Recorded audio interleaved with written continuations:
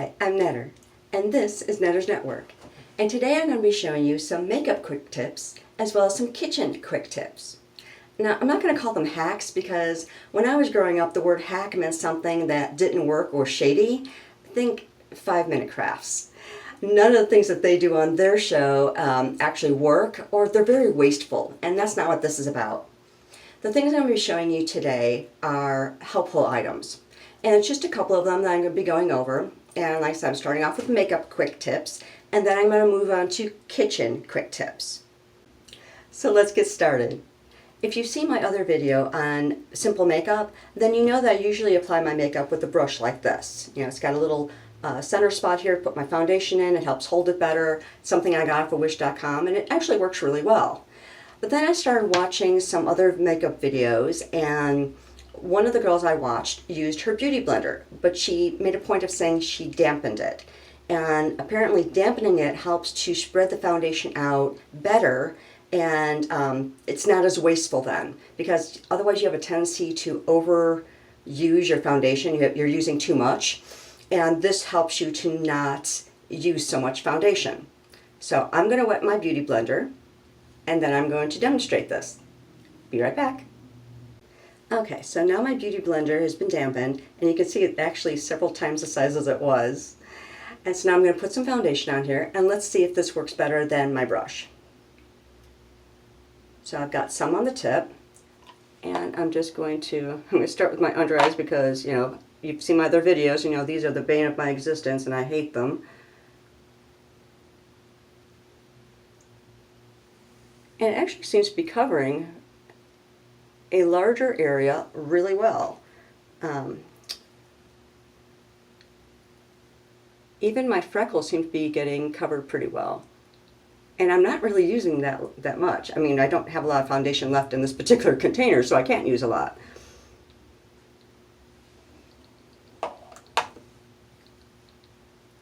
And I've actually just used up all the foundation I had left in that container. So let's see if I can expand it to my forehead. Seems to be working pretty well. Just that little bit. And I literally had enough to just go over the sides of my face and my forehead.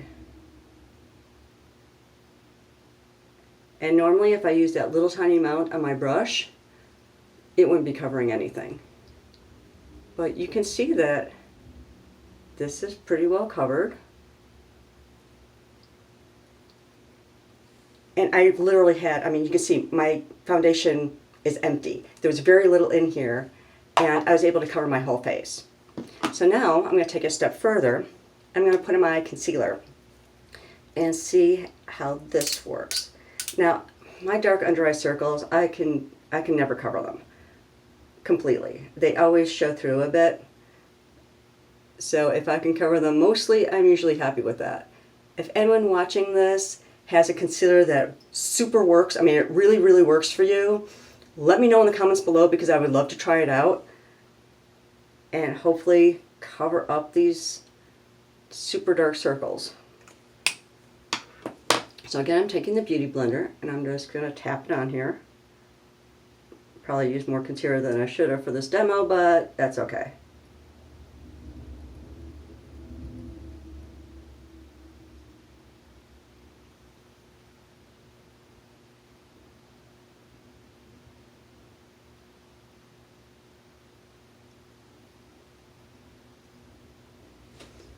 That's not bad at all. I mean, they look the way they always do for me, where it's still bleeding through, but it did make the concealer spread out more, and I feel it's lighter under my eyes than how normally it feels a lot thicker and tackier.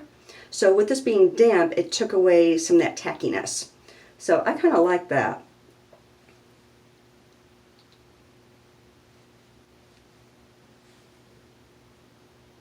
Not bad.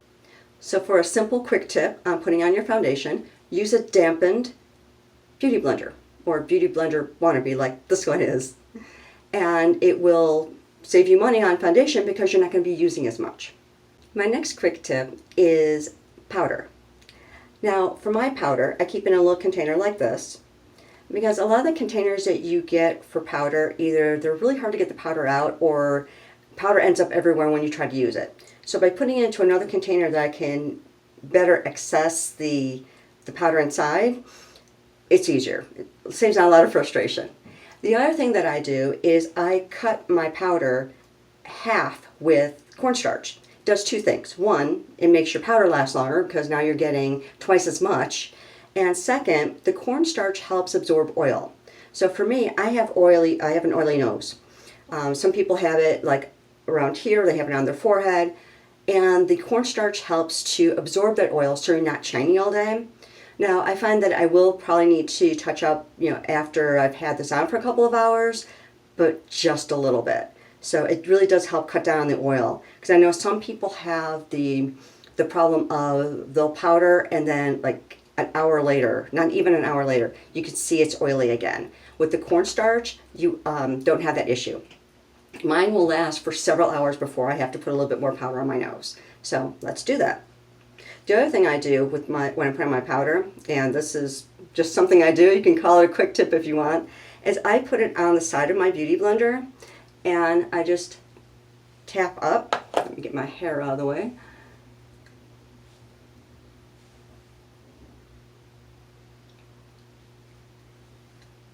And then just come back and blend it all in. I don't have powder flying all over the place, and it stays where I put it. Now, I'm not one of those people that approve of baking. I keep seeing makeup people putting on the powder, and what they'll do is they'll put on a bunch, and then they'll put more on and say, leave it on for 5 minutes, and it bakes the foundation into your skin. No. I just put powder on. This is going to stay on. I don't need to put more on just to waste it. It's not going to go anywhere. So the concept of baking is really kind of ridiculous. And before anyone says, well, have you tried it? Yes, actually I did. And the only thing I noticed is that I completely wasted my powder because it did nothing. It didn't make my makeup last any longer or look any better. It just wasted my powder.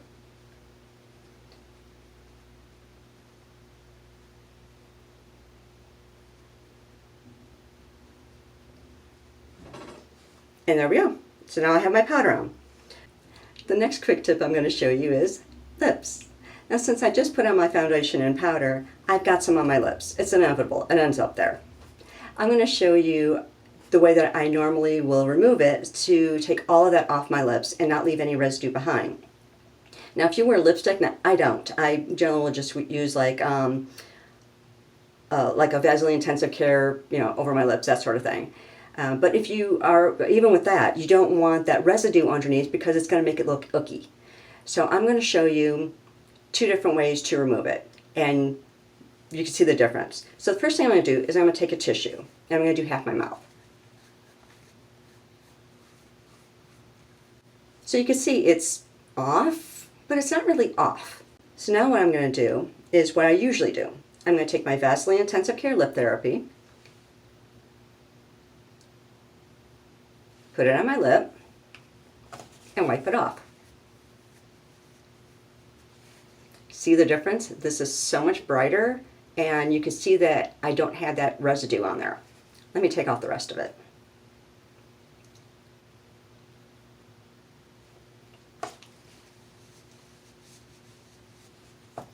Doesn't that look so much better? So that's my quick tip for lips. Let's move on. The next quick tip is eyeliner. I've watched lots of videos on people putting on their makeup, and the ones that actually show them putting on their eyeliner will kind of do like this thing. They'll squint and try to get the line across. And I had learned years ago how to put on eyeliner so it's straight every single time. So what I'm going to do is I'm just going to pull my eye to the side, draw my line,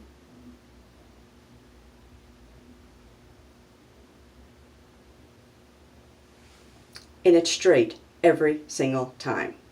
Let's do the other one.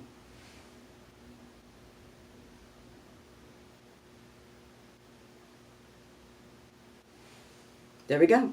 Straight eyeliner every single time. So those are my makeup quick tips. Next thing I'm going to show you is a lotion quick tip. How many times have you gone to use your lotion and you have a lotion booger? I'm talking about these hard, crusty things that come off and ruin your lotion. They're gross. I hate them. You don't want this coming out of your lotion bottle. I have a quick tip fix. This is a bottle of lotion I keep at my bedside. Now what I did for this one is I fashioned a cap out of packing tape and just placed it on the end like a cap. And it really works well to keep the lotion from drying out. Now I'm sure you could come up with something that's better, but that's what I had available at the time, and it does work really, really well and didn't cost me anything. And what's really nice is that I have actually been using the same piece of tape for about a month and it hasn't dried out the end at all. Now it will lose its stickiness here at the top after a while, but that's fine because you want to be able to take the cap off and put the cap on easily. And what's really nice is when I do take that cap off, I'm getting lotion. I'm not getting that hard, crusty lotion booger. Please let me know in the comments below what you do to keep your lotion from drying out when you have this type of a pump. I'd be interested in seeing what you do. The next quick tip I want to show you is how to wash your makeup brushes. Now I know there are many different ways to wash them. What I do is, I think actually kind of genius in a sense. I wear rings. So what I do when I'm trying to kind of scrub out the foundation and the powders and all that is I use my ring like a washboard. So it helps to cause that friction to help get some of that guck out. So let me show you. So I have several brushes here that I'm going to be cleaning today. And what I usually do is I will get my hand wet,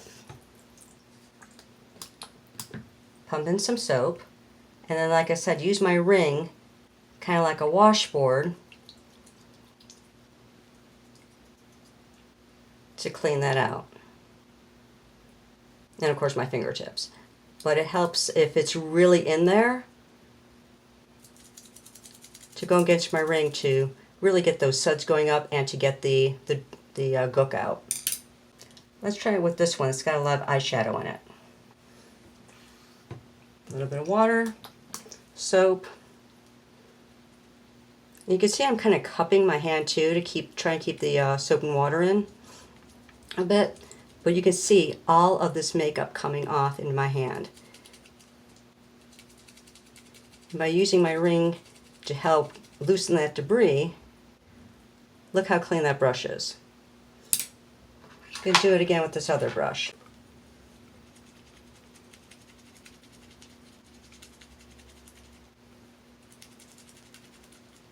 You can see all the eyeshadow coming off of this one.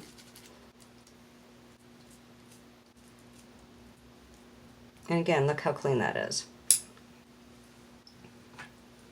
One more small brush. Since I still have some soap here, I'm just going to use what's left over. And this one didn't seem to have too much on it. Let's rinse these. And you can see how clean all four of these brushes are. The next one I'm going to show you is my blush brush. And this one I do a little bit differently because you get the blush all the way down here in the bristles.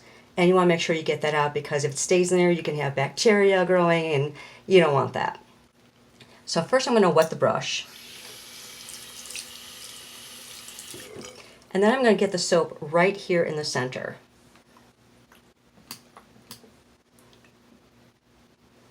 And then I'm going to kind of use my thumbs to really get in there and wash the inner bristles of this brush. And you can see all of that in the sink that's coming out of here. I can usually tell that I waited too long to wash my blush brush because it'll start feeling very rough on my face instead of the soft way it feels just after I wash it. But you can see all of that in the sink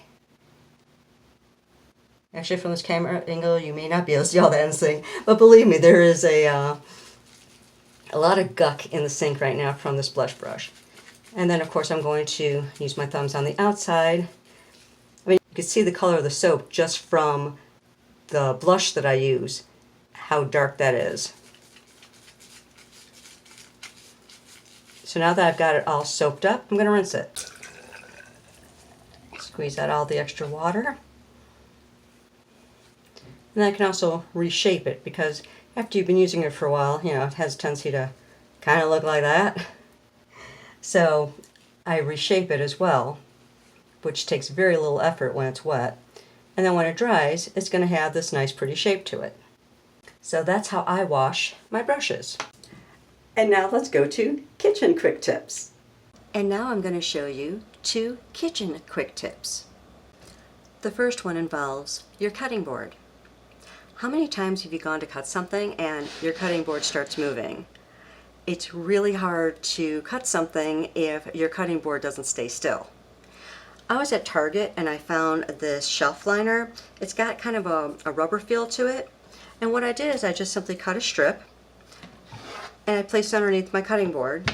And now my cutting board doesn't move. So I can cut my vegetables confident that I'm not also going to cut myself. My second quick tip involves garlic. Now for you garlic lovers out there, you know that sometimes this is a pain to peel. So my quick tip is this. I have one of these silicone pot holders, and I just take my garlic, place it in the center, and roll it over kind of like a taco. And then apply a little bit of pressure and roll.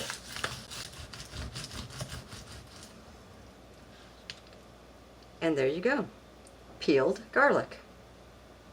Quick and easy every single time. And those are my kitchen quick tips. If you liked this video, please make sure to like, share, and subscribe if you haven't already. And hit that notifications bell so you always know when I have a new vid. And please leave a comment below. I'd really like to hear your thoughts on these quick tips. Are these quick tips that you already knew? Are these new to you? Well, maybe you have some quick tips of your own that you want to share, and I can share them in an upcoming video. Please let me know below. And thank you again for being here. I really appreciate it. Have a really great day. Bye.